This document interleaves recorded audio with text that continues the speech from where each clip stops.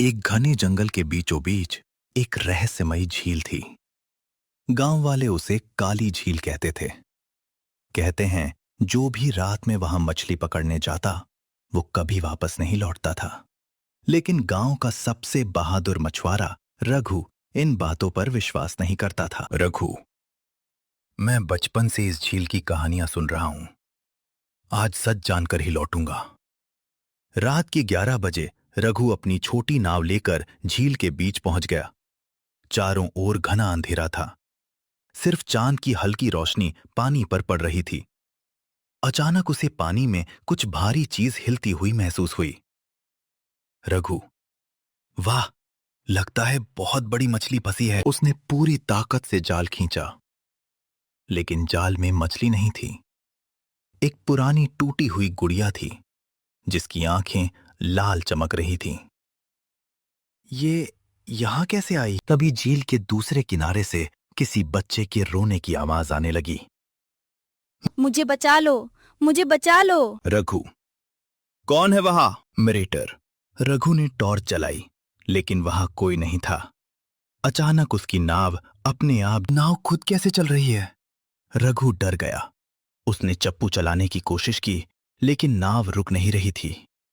तभी पानी के अंदर से किसी ने उसका पैर पकड़ लिया। रघु, कौन है? रघु ने नीचे देखा। पानी में एक औरत का चेहरा दिखाई दिया। उसके लंबे बाल थे और आंखें पूरी तरह सफेद थीं। डरावनी औरत, तुम भी मेरे साथ रहोगे? रघु ने पूरी ताकत से पैर छुड़ाया और नाव के बीच में बैठ गया। लेकिन तभी झील का पानी काला होने लगा। भाग नहीं सकते, तुम्हारी बारी आ गई है। रघु, हे भगवान, ये क्या हो रहा है? अचानक पानी के ऊपर एक बूढ़ा मछुआरा दिखाई दिया। उसका शरीर सड़ा हुआ था। बूढ़ा मछुआरा, रघु, यहां से भाग जाओ। रघु, तुम कौन हो? बूढ़ा मछुआरा, मैं वही हूं जो 20 साल पहले यहां गायब हुआ था। ये झील शापित है। रघु, मुझे बचाओ।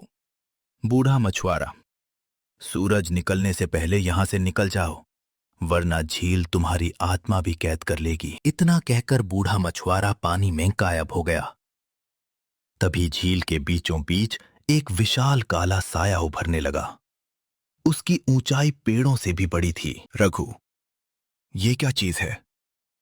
काला साया। सदियों से मैं इस झील का मालिक हूँ। उसकी लाल आंखें आग की तरह चमक रही थीं।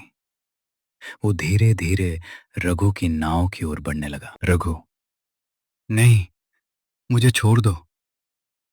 काला साया। अब तुम कभी वापस नहीं जाओगे। अचानक नाव पलट गई। रघु गहरे पानी में गिर पड़ा। चारों ओर अंधेरा था। तभी उसे बूढ़े मछुआरे की आवाज सुनाई दी। रघु, ऊपर की ओर तैरो। रघु ने पूरी ताकत लगाई और ऊपर की ओर तैरने लगा। अचानक वो झील के किनारे आ गिरा। सूरज निकल चुका था। सब कुछ रघु, मैं बच गया।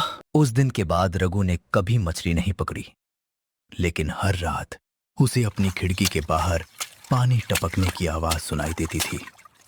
और कभी कभी उसे लगता था कि कोई फुसफुसा कर कह रहा है, रघु, वापस आओ।